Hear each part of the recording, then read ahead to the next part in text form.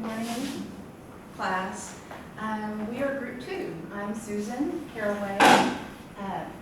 This is Renee, Christian, Jennifer, and Jacqueline. And we're going to talk to you today about the North Dakota Access Pipeline. The agenda for today includes an overview of the North Dakota Access Pipeline and a little bit of background information on U.S. oil production. We'll also talk about arising issues with the pipeline, the impact on jobs for the pipeline, construction violations that have been noted, as well as the business impact of the pipeline in the financing. We'll also talk about pipeline benefits, and in conclusion, we'll make a recommendation as to how we should proceed. To start off, I'll talk about the Dakota Access Pipeline Project. It is an 1,100-mile project covering 4 states. It goes through North Dakota, South Dakota, Iowa, and Illinois. And the purpose of the pipeline is to transfer crude oil from North Dakota to Illinois for processing. It is a project of Energy Transfer Partners, LLP, which is a Texas business. Just to give you an idea, as far as other U.S. oil production, currently the United States is the 3rd largest producer of oil in the world. Now, as you can see on the map, all of the lines drawn are actually other pipelines in the United States. There's plenty of them, and they're pretty much all over the place. North America has actually surpassed Russia and Saudi Arabia in oil production. Currently, 2 major pipelines that were in production that you may have heard of include the Keystone Pipeline in Alaska, that's been put on hold for political reasons and environmental reasons, as well as the Dakota Access Pipeline, and that's the subject of our topic today. And now Jennifer is going to talk about arising issues associated with the Dakota Pipeline. So as the construction of this pipeline became news, the issues as well, there are now thousands of protesters camping along the Missouri River as well as in the Standing Rock community, trying to stop the construction of this pipeline. Protesters include international supporters as well as local representatives from more than 100 Native American tribes. Even celebrities have joined this cause. As you can see on the picture, celebrity Shailene Woodley was one of the protesters and actually got arrested for trespassing into private land while protesting. So one of the reasons why they are opposing to the construction of this pipeline is because the pipeline actually it's going to go through some sacred burial sites for the Standing Rock Sioux tribe. As you can see on the picture, the black dots are the sites, and the red dotted line is the Dakota Access Pipeline.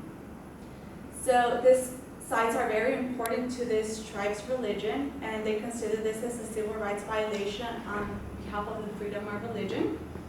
It's like if someone came and destroyed one of our churches or one of our cemeteries, we would consider that a violation as well, and we wouldn't be too happy about that. Another reason why they're opposing to the construction of this pipeline is because the pipeline will also run underneath the Missouri River, and the Missouri River actually provides water to 4 major lakes. And these 4 major lakes are major sources and only sources of water to these local communities. So if a leak happens, the Missouri River will become contaminated, leading to the contamination of these 4 major lakes, leaving residents from these local communities without safe drinking water. So the probability of a leak occurring is now low. For the past 20 years, there has been 2,000 accidents involving leaks on oil pipelines, adding up to $3 billion in damages. And from 2013 to 2015, an average of 121 accidents per year have occurred. So if a leak does occur, it will increase health issues among the residents of these local communities. If they do consume oil-contaminated water, they are most likely to be diagnosed with cancer and digestive problems.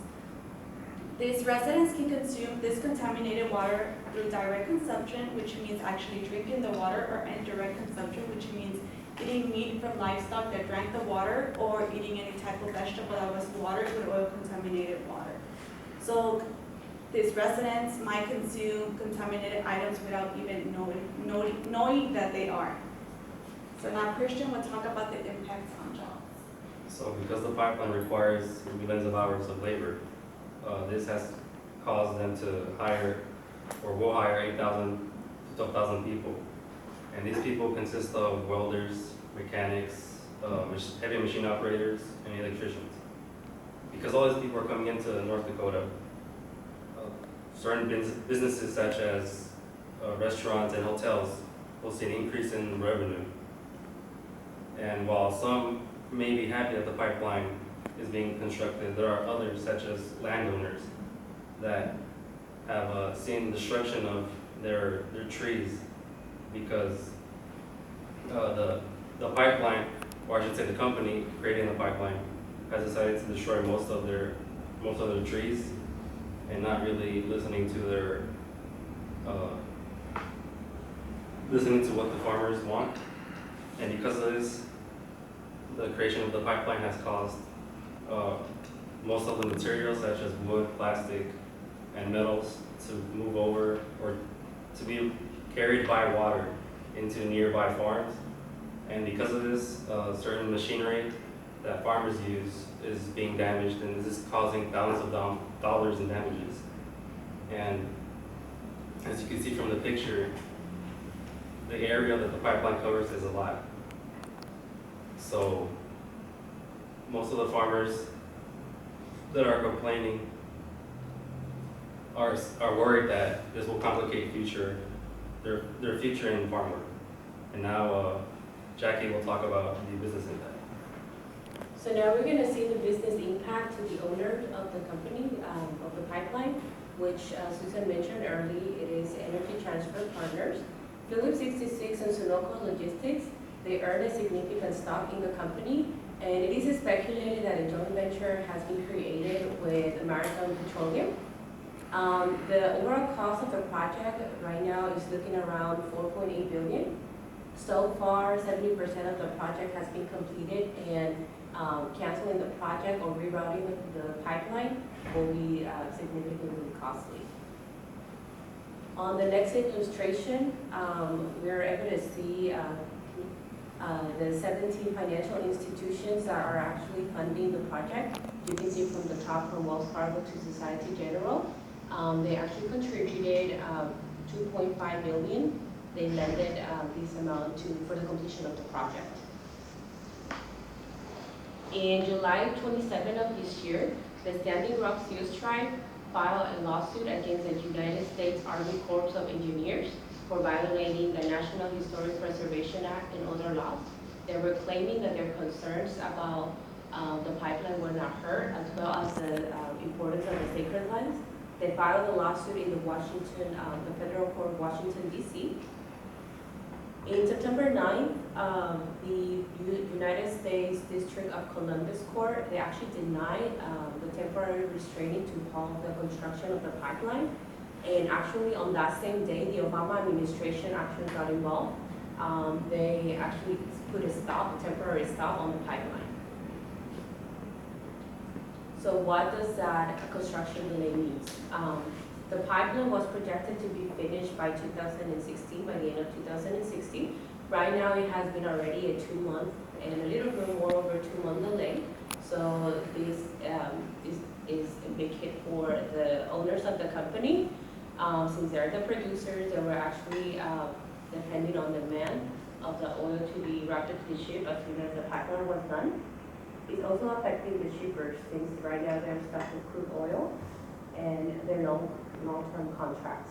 There is a lot of uncertainty and risk for investors, for the owners and the lenders. And now Christian is going to talk about some of the, Renee, I'm sorry, is going to talk about some of the benefits of the pipeline. So there's an estimated $156 million that is going to be in sales and income tax revenues. 40.5 going along to North Dakota. There's also 55 million estimated in property taxes, which benefit schools, hospitals, and other emergency services. Additionally, there will be more income, as Christian mentioned earlier. There will be more income to hotels, restaurants, etc. The pipeline will be able to haul 470,000 barrels of crude oil a day, which is allowed to make 374.3 million gallons of gas. Susan mentioned earlier also, The U.S. is the third largest producer of oil, but they are the most consumer of crude oil. In order to attain that energy independence, they must close the gap between them. Also, the pipeline will free up railroads for farmers, which will allow them to send their wheat across the Midwest.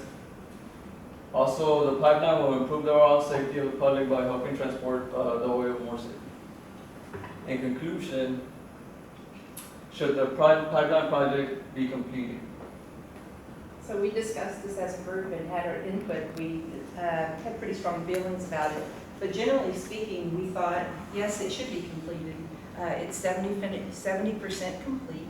And there are ways that recommendations can be made to reroute it around the river or do other things to make it less of a threat to the environment. We agree that it should be completed with the requirement that they should provide another source of water to be prepared in case an accident happens, which is a leak in the pipeline.